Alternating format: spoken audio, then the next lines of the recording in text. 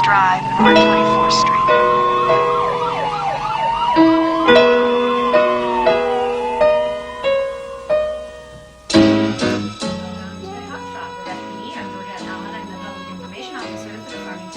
Department.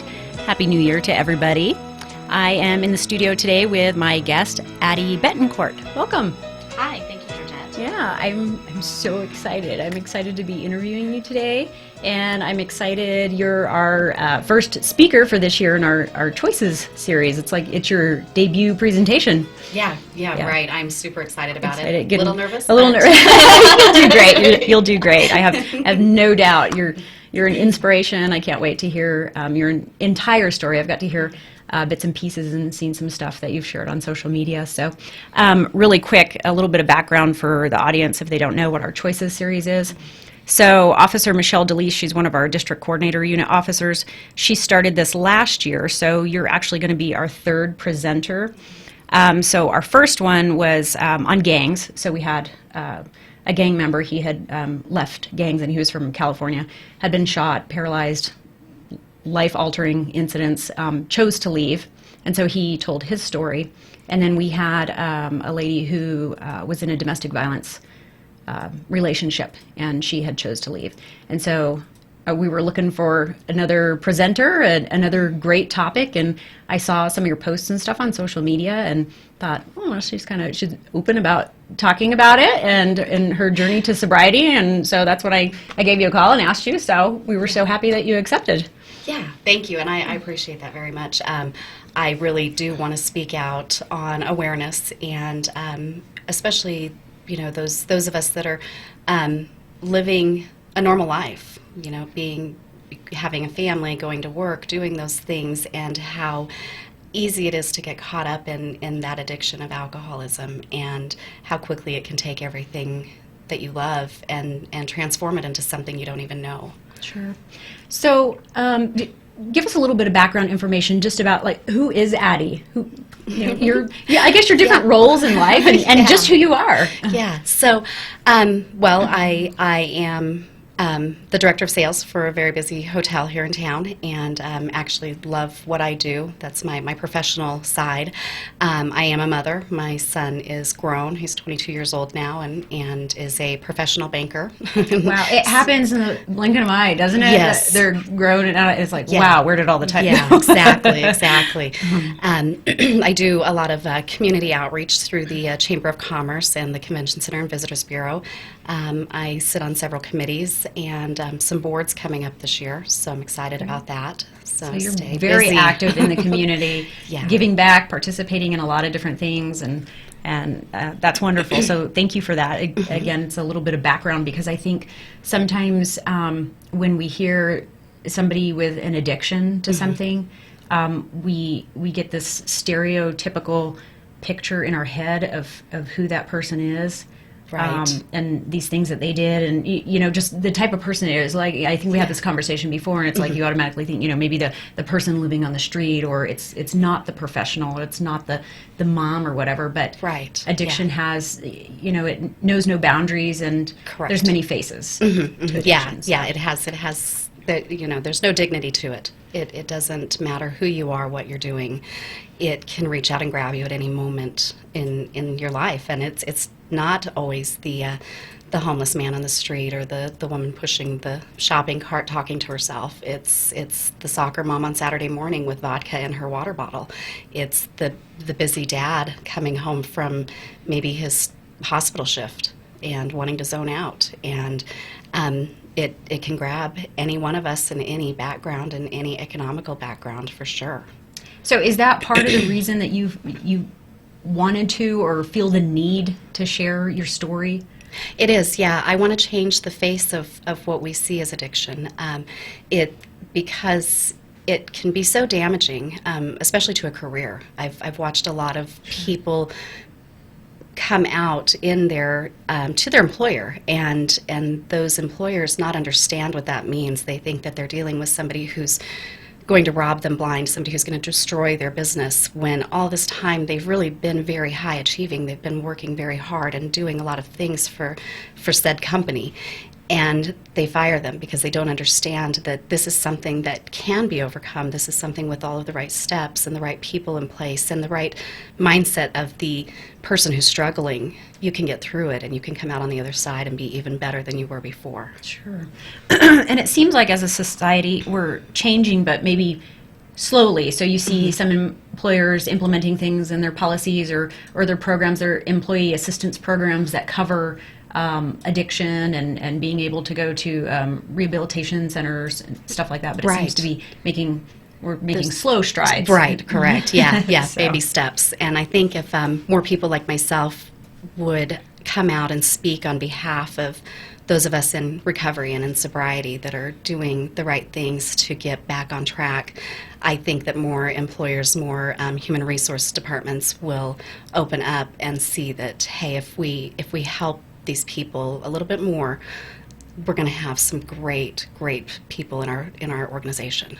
I like that you touched on that, because you're not just sharing your story to connect to others for that supportive piece, but almost like acting as a change agent to try to get society to recognize and understand. So that's almost the bigger piece of it. Right. Yeah. It really is. And I've in my lifetime, as with most of us, we've watched a lot of high functioning alcoholics. We may have grown up with a high functioning alcoholic and seen their successes and not understood why is it not okay for me to drink, because they did, and they climbed the ladder and they got all of these things, but yet I'm struggling to maintain the level that I've reached and not able to get to that next level that I'm wanting, and being educated on what that means and how the alcohol can take over and remove those things from you and put blocks in your way. Sure. And, there's a lot of focus on drinking in society. It's almost romanticized, I guess. Oh, yeah. In movies and on, TV shows, commercials, stuff like that. Do you think that contributes to this false sense of there's not a reality behind it, especially probably for young people? Oh, yeah, absolutely. It's giving a glamorous touch to what life could be. They're promising all of these wonderful, beautiful, amazing trips and parties and friends. You're going to have the best friends in the world if you're out here having drinks and partaking in all of this fun that alcohol and the industry behind it is promising to give you. Sure. And it doesn't show, the doesn't consequences, show. No. The commercials. I think finally, they put in, please drink responsibly, for the DUI piece of it. But, but it's not talking about all that, where you're kind of unraveling behind the scenes. Yeah, absolutely. And, one of the things that I touch on in my social media posts is being a blackout artist.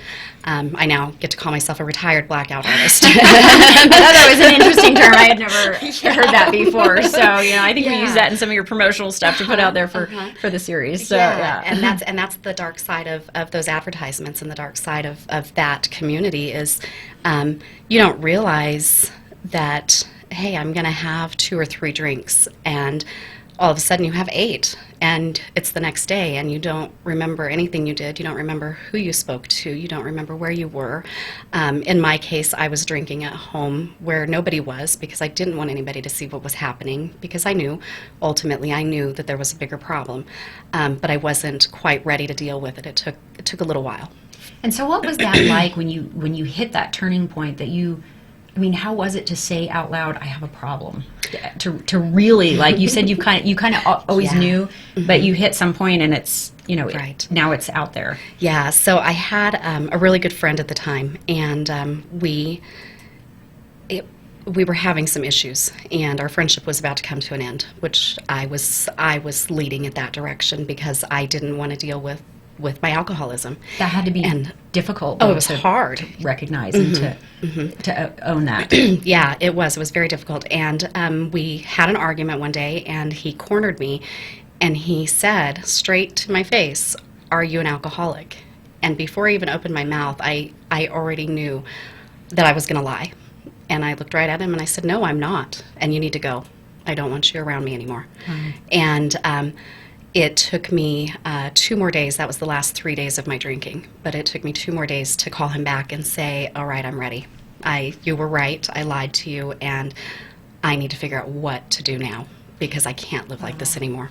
And so was this individual supportive when you called back? And Yes. I assume. Oh, yeah. Okay. Yeah, extremely supportive. He was the one that actually found the AA community for me because I really didn't know what, like I said, I didn't know what the next steps were. I didn't know where to go. I didn't know what to do. And I was also not in a position to go to a recovery center. I had made such a mess financially of my life in the end with my drinking that I didn't have the means to go and get help on that level. Okay. So, yeah. So now you're going on 3 years sober, and how does that feel? It's amazing. It's surreal. It's everything I ever dreamed of and more. I was always on the other side of the street looking at it and thinking, man, how do I get there? How do I get to be that person? How do I get to be that woman? How do I get to be that mother, that worker? You know, all of these things that I am, how do I get to be the one that's on that side, that gets to live that life that she wants to live, that gets to make the decisions she wants to make, that isn't always stopped with a bottle in her way. You know, Grey Goose, I might as well have a tattoo of it on my hip somewhere because You had a sense of humor about it, and I love that about you. Yeah, I I have really a great do. sense of humor about it. I cope with the humor as well, and so I appreciate this because it is a very it can be a dark subject. a dark subject. Yeah, Yeah, and I want people to understand that. Yeah, I am funny. I am, and I will take the first jab, and I will open up, and like I said, I should have a Grey Goose somewhere stamped on me. I should own stock in the company. You know, a bottle of Merlot. Like maybe that's why my nails are painted Merlot. I don't know. It was interesting though how you're describing. So when you were still drinking, it's like you were almost like, am I understanding correctly? Like you're somebody else looking at into the life of something else. And now when I see your post, so we're friends on Facebook, and describing it as this almost like living with more clarity and seeing things, and it's almost like life is more vibrant. And I know you described it as sexy sober. Yes, this whole new thing, and yeah, and that's one of the authors I've read, Rebecca Weller. She's the author of A Happier Hour, and her website is sexysobriety.com. Okay. And I found her about 6 months in. I was struggling. I needed more, and as much as AA was giving me, I'm hands-on. I have to physically be touching something. I have to physically be involved in something bigger. Sure. And so I started branching out and finding sober women online and reading everything they put out and reading their books and listening to their podcasts and building what a sober life meant to me through that. Okay. And so that's where the whole sexy sobriety, sober is sexy, those things came from, because it can be. I didn't want to live in the shadows. I didn't want to live embarrassed or horrified by the life that I had kind of destroyed. And have to hide in your house. Yeah. Being able to still go out and was that kind of a process to where you had to work yourself up to? Is being able to continue to go to functions where you know there's going to be alcohol there, and am I going to be able to go there and not partake? Right, yeah, exactly. I did. Because of my community involvement, I do help put together a lot of events, a lot of fundraisers, a lot of big parties where there are bars and there are drinks being served and there are people that are getting drunk or people that are maybe leaving a half a glass of wine on a table and not finishing it. And my alcoholic brain goes, why are you wasting that? And so I had to really step back before I stepped back in. And understand where Addie is in her life and in this process. I left at about the 4.5-month mark and took a trip down to the Gulf Coast and stayed gone for about 29 days, traveling around and hitting party places. I hit New Orleans for 3 days. I went out on Fat Tuesday and went to all the bars and listened to live music. I went to 6th Street in Austin and hit every single bar on both sides of the street. I needed to know did I really like live music and the bar atmosphere, or was it the drinking that I really liked? Sure. And what I found was ultimately, I didn't drink a lot in public because I couldn't control it if I did. And so I do like live music. I do like the party atmosphere. I do love putting my events together and bringing people together. And if it means that we do have to have a bar there, it's okay, because it's part of our society. That's never, ever going to 100% go away. Sure. So I had to be okay with it in order to live the life that I was accustomed to living and make it better than what it had ever been. Wow. Truly inspiring. We can't, I can't wait to hear your entire story. Yeah. So again, for our audience, Addie is going to be speaking at our Next Choices series on January 24th. I almost said 26th. That's another event. I know, I've got like all these events running through my head. So it is actually up on the screen now. So January 24th from 6 to 8 at the Sycamore Park Community Center. So you can follow FPD's Facebook, Instagram, and Twitter for updates. So we're going to take a really quick break, and then we'll come back and do some recaps. Okay, thank you. All right.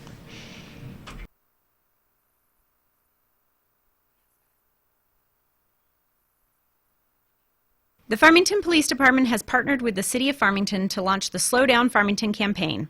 We're asking citizens to join the campaign and serve as advocates for their community by reminding others to slow down and take their time, not a life. Participation is easy. Stop by the police department or City Hall and pick up a Slow Down Farmington sign to display in your yard. Snap a photo of you, your family, or your pet next to the sign and share it on social media using hashtag #SlowDownFarmington. The Farmington Police Department, your department, our community. KSJE is supported by the Performing Arts Cooperative of the Southwest, producing program books for a growing number of arts organizations, including the San Juan Symphony in Farmington and Durango, Third Avenue Arts, Durango Choral Society, and Southwest Civic Winds in Durango. Advertising opportunities for the spring and summer program books are available now through January 11th. Find out more at 970-247-3004. Performing Arts Cooperative of the Southwest. Hi, I'm Yael Cassander. And I'm Don Glass. And we host A Moment of Science. For more than 20 years, A Moment of Science has been taking an entertaining look at the science behind some of life's most perplexing questions. In just 2 minutes, you get a look at the fascinating world around us and beyond. We hope you'll tune in. For more information about A Moment of Science or to download our latest podcasts, visit us at amomentofscience.org. Listen weekday afternoons at 5:45 on KSJE.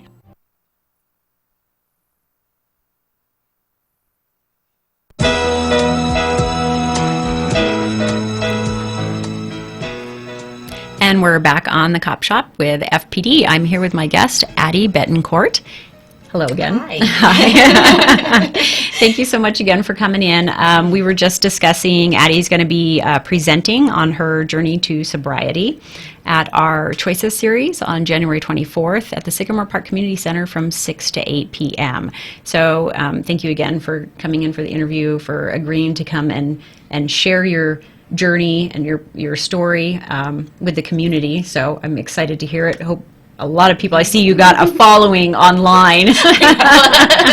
That's so awesome. It's That's wonderful. so It's awesome. doing exactly what I wanted it to do. Great. I want that outreach. I want that awareness. And even if somebody doesn't think they have a problem, maybe they just want to take a little break and see what 30 days does. See how it clears your brain and helps you make different decisions and think about some things that maybe you don't want to think about, because that's the hardest part of it, is looking at yourself and going, oh yuck, Sure. that's not pretty. and understanding that you can do it. And it's a process. I'm sure it's been a process. Oh, Again, yeah. you've been sober almost 3 Almost 3 years years. now. Mhm. And, were there times that you were like, I'm going to have a drink. I'm done. I can't do this anymore. Yeah, actually, this time around, no.